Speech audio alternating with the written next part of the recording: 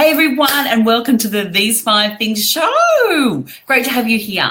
Today I want to talk about the art of the love language. And so these are the 5 love languages that you've heard, or you may not have, of Dr. Gary Chapman talk about the profiling of the way in which you love to receive love. And so there's a fabulous quiz you can take to determine your personal profile and your preferences. And what that allows you to do is understand how you want to communicate love, how you want to receive it. And I'm going to go through what the 5 are in a moment. But what I really want you to focus on is when you take the quiz, thinking about how you can implement some of your preference of your primary love languages, your 1 or 2, into your daily tasks, into your weekly tasks. So let's get started. So number 1 is the acts of service. So this is my prime love language, and that is when someone that who cares about you can step in and say, how can I help you? Or let me take care of that. If you've got a, full to the brim schedule, someone just sort of picking up the vacuum cleaner and starting to vacuum for you is a great, and you go, oh, wow, that just shows that you understand what I'm wanting to achieve, and here's how I can support you with that. Okay. Number 2 is words of affirmation. And this is my second primary one. And why I understand is that I love hearing those words, but I really also understand when someone says, oh, I love you, or I thank you, or oh, that's really amazing, or I really appreciate you. I like understanding what's behind that, like what triggered that, what was it that they've been made to feel, and also what did that generate inside them. So, when someone says it to me, I just really want to understand that if it's part of the whole hug and the feel of it. So think about the words of affirmation, and how I use that to honor myself is I have lots of sayings and expressions in my home and around my place that just supports that thrive on those words of affirmation. So number 3 is physical touch. Now, this doesn't have to be completely, intimate, but a hug. Someone, brushing your hand or wanting just to sort of tap you on the shoulder, and they love that, receiving that. For them, it's actually a transformation of security and to know that someone has their back. So, the physical touch is really important. Sometimes you've got to check in with people. Do they want a hug?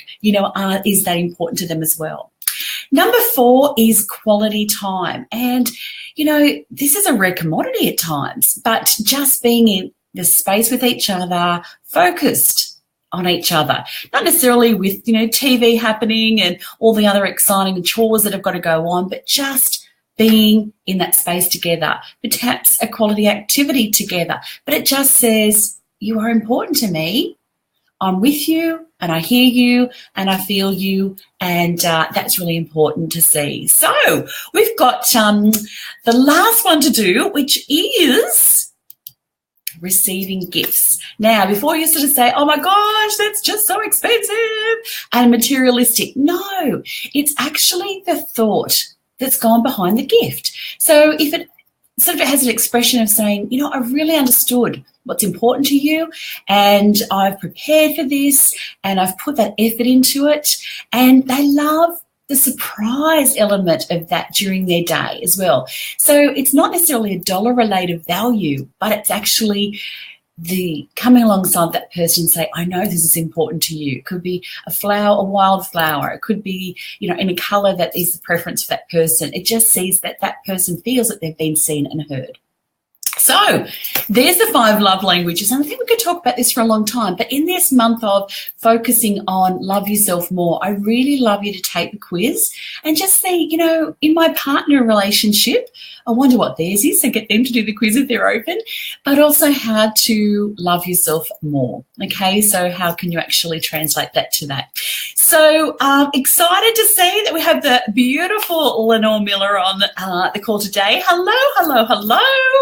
And aren't those love languages just a fabulous piece of information that helps you to live your best life, to feel more abundant? Because if you're feeling more love to yourself or to others, receiving it, you just elevate yourself higher and higher. And that means vibrationally, you're going to be open to more opportunities, open to more abundance, more possibilities, more hope. And that's where we actually are flowing, with the stream and not trying to fight ourselves upstream. So thank you for being here. And if you've actually seen it on replay, I hope that helps. I will definitely put the quiz link below, and I look forward to our next time when we bring you These 5 Things Show. Bye for now.